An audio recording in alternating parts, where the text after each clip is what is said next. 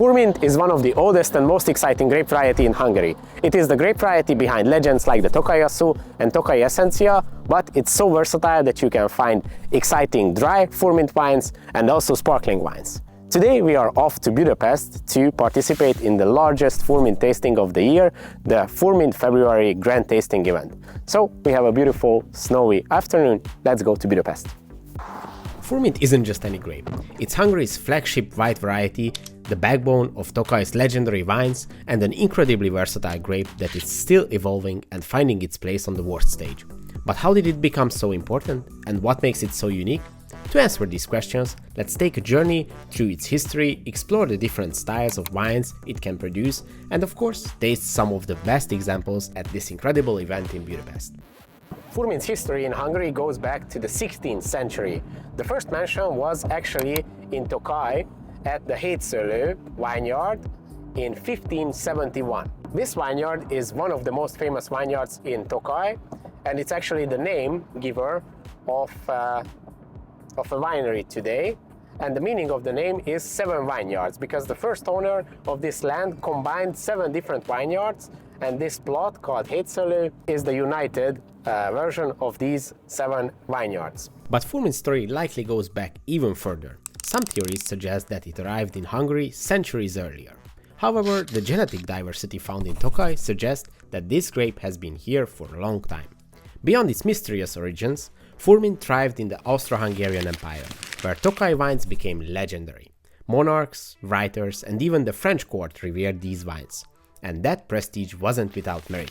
Tokaj became the first officially classified wine region in the world.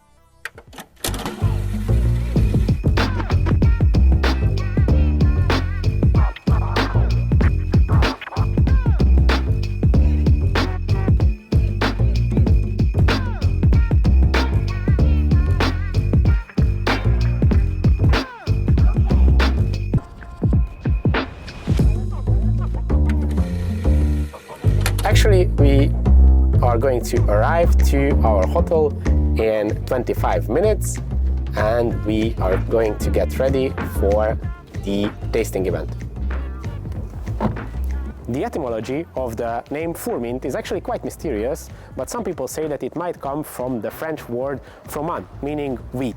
This probably refers to the golden hue color of the Furmint wines. In the meantime, actually, we just arrived to Budapest, and we were really lucky to find a hotel in a beautiful historical building. This was actually the building of the Hungarian Academy of Sciences, and it was just opened for the public recently, and the interior is just gorgeous. So we are really excited to check it out and get ready for the tasting.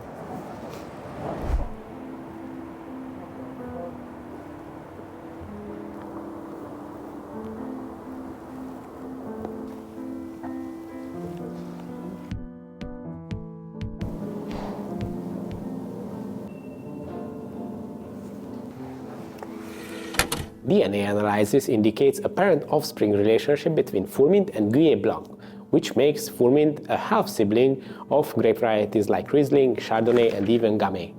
That genetic link is fascinating because it explains why Furmint shares some key traits with these renowned varieties: high acidity, excellent aging potential, and a strong sense of terroir. So let's see our room. It's very cozy and classic, the whole vibe of the hotel. This is our room. This is MTA, meaning the Hungarian Scientific Academy. Wow, such beautiful classic furniture. Look at the ornaments on the bed even. Little office area.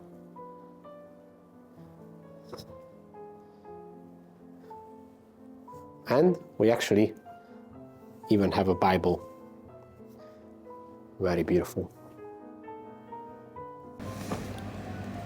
Tokaj was actually the first wine region to implement a formal classification system as early as the 1700s. This was groundbreaking. Long before France's Grand Cru system, Tokaj had already ranked its vineyards based on their potential.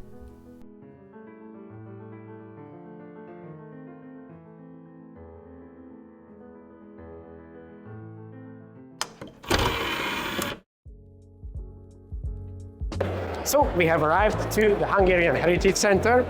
We have 50 wineries in the house and more than 200 Furmint wines. So let's get to tasting. The energy here is amazing. The room is buzzing, filled with winemakers, sommeliers, and passionate wine lovers. It was incredible to meet some of our viewers in person. Thank you to everyone who came up and said hi. One of the most fascinating things about Furmint is its versatility. At the tasting, we had the opportunity to explore many styles, each showcasing Furmint's unique characteristics and winemaking potential. We began with tank-fermented sparkling Furmint, produced using the Furmint method. This approach emphasizes the grape's natural freshness and vibrant acidity, resulting in a light and crisp sparkling wine with bright citrus and green apple notes. Then we moved on to traditional method sparkling Furmint, made in the same way as champagne. Here, the secondary fermentation happens inside the bottle, trapping the carbon dioxide and producing fine, persistent bubbles.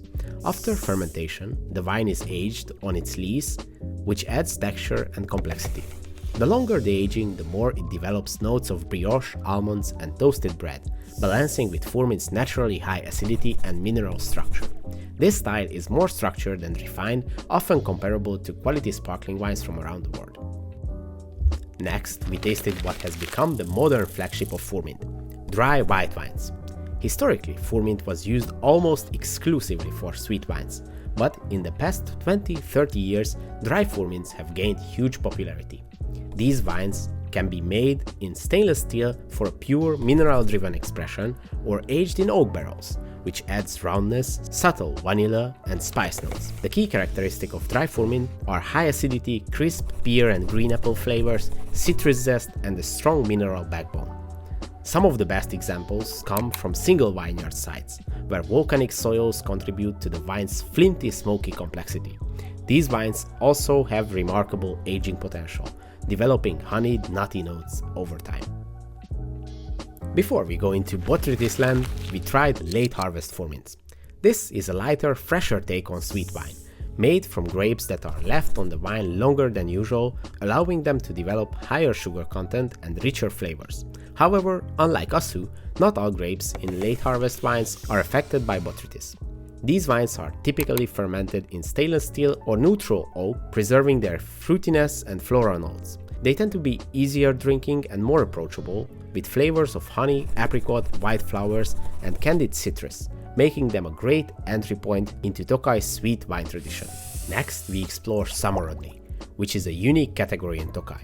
The name means as it comes in Polish, because winemakers harvest entire clusters instead of selecting individual botrytized berries like in Asu production.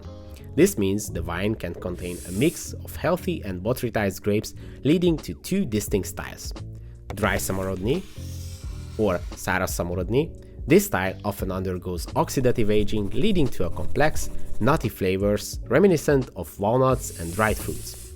Sweet Samorodni or Édes Samorodni, with a higher proportion of botrytized grapes, this version offers rich sweetness with notes of honey, apricot, and caramel, yet remains lighter than Asu wines. By law, Samorodni wines must be aged for at least 6 months in barrel and 1 year in bottle before release. Now we reach the most famous and historic style, Tokai Asu. This wine is made using hand-selected botrytized grapes that have been shriveled by noble rot. These berries are then added to a base wine for extended maceration, extracting their intense sweetness and rich flavor. The level of sweetness is traditionally measured in puttoin. According to the regulations established in 2013, Tokai Asu must contain a minimum of 120 grams of residual sugar per liter, corresponding to at least 5 puttoin. Wines labeled as 6 puttonyos must have at least 150 grams of residual sugar per liter. Tokai Asu must be aged for at least 18 months in oak, developing its signature flavors of apricots, honey, caramel, saffron, and exotic spices, balanced by Furmint's naturally high acidity.